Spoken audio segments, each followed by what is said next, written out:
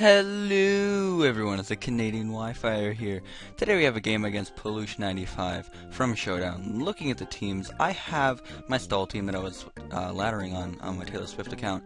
And it's a very standard-ish team. Basically what it revolves around is racking up residual damage on the opponent's team with the 5 Pokemon other than Sharpedo. And then late game you bring out Sharpedo after everything has a little bit of damage on it. And once everything's damaged just a little bit, Sharpedo can OHKO basically the entirety of a team with just a little bit of prior damage, and that's what the rest of the team is based around getting. My opponent's team today is very standard-ish looking. I mean, the ASL is probably going to be a bit of a problem if it has a way to hit Snorlax. If not, I mean, I'm Snorlax for it. Gligar, Hitmontop aren't really problems. Zapdos, once again, I have Snorlax for. Sableye is going to be really annoying to play around, and I need it removed before I can even think about sweeping with Sharpedo, because it can just priority burn me. And Weavile is actually a threat, so because of me predicting him to lead with Weavile, I'm going to lead with Rhyperior, because I know he can't OHKO me, and I can just OHKO him with the Rock Blast through the Sash if he wanted to stay in for some reason, which he doesn't. He goes right out into a Sableye. Now, obviously, nothing wants to take a burn on my team outside of maybe Snorlax or Zapdos, and I can't bring in Snorlax because he would just be able to, I couldn't touch it, so he could just keep Will-O-Wisping until I wanted to switch out. And now I'll get 2 things burned instead of 1, so I'm just going to go to Zapdos and throw out a Toxic in case he didn't want to taunt, which happens to be the case. He just switches out to his own Zapdos, which is perfectly fine because I can just Volt Switch out on him and go out to my Snorlax, because Zapdos really can't touch Snorlax at all. Unless he, no, not even, a weird physical set wouldn't even matter. So obviously he's going to switch out. And even if he doesn't, Rhyperior can take on any kind of Zapdos not carrying HP grass or water, I guess, but it would be grass.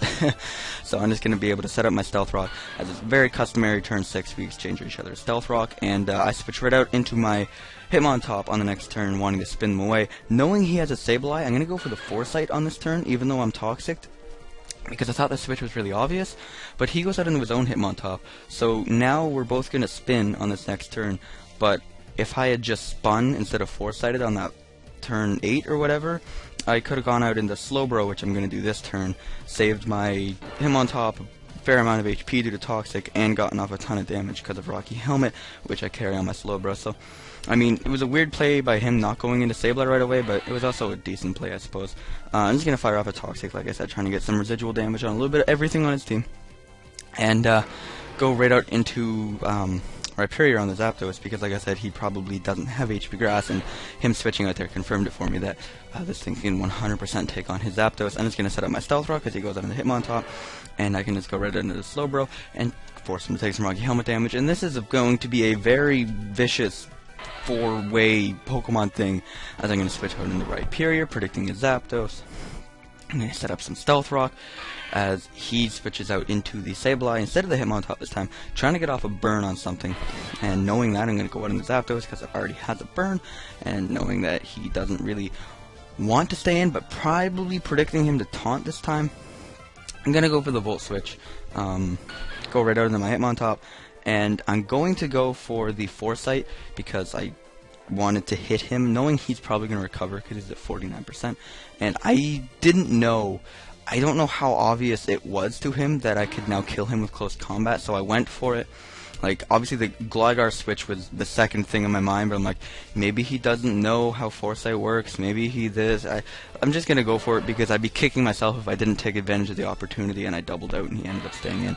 So I'm going to go out to Slowbro, and go for the Psyshock, predicting the Zapdos to come on in.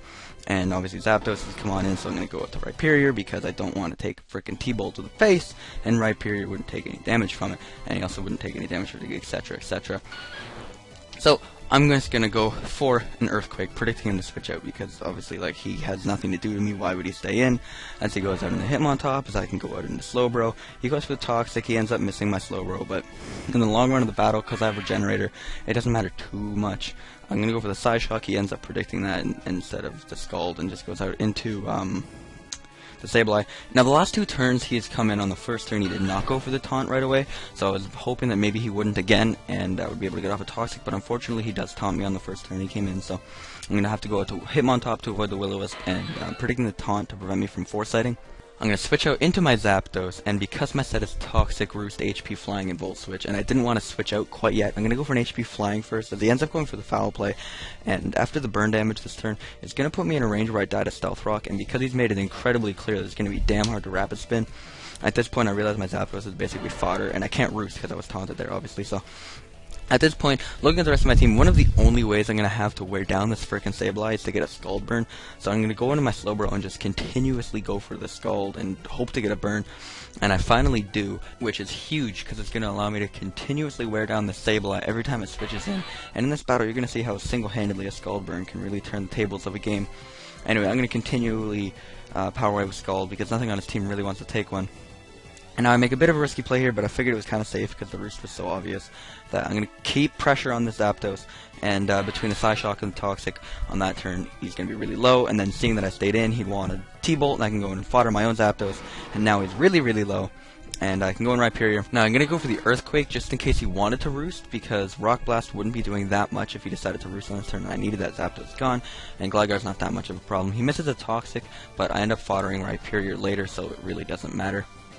As it allows me a free switch back onto the Slowbro as he's going to roost here, and nothing, again, wants to take a Scald on his team, so he's going to fodder off his Zapdos because it's really low and can't really do much to the rest of my team. So he's going to bring in the Azelf, and I'm going to switch out on the Snorlax, hoping that it's special, and I see it go for the sub here, and I'm like, okay, that pretty much tells me that it's special, but I mean, it could still be some rogue physical one, like Sub Punch actually crossed my mind there for a second, if it even gets Punch. And then it Nasty Plus, I'm like, oh god, you can get the hell out of here, I'm not dealing with that.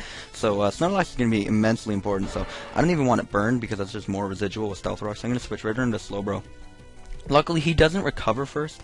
He Will-O-Wisps first, which is really, really helpful because it's going to keep him at a low amount of HP, and I can just continuously Scald away.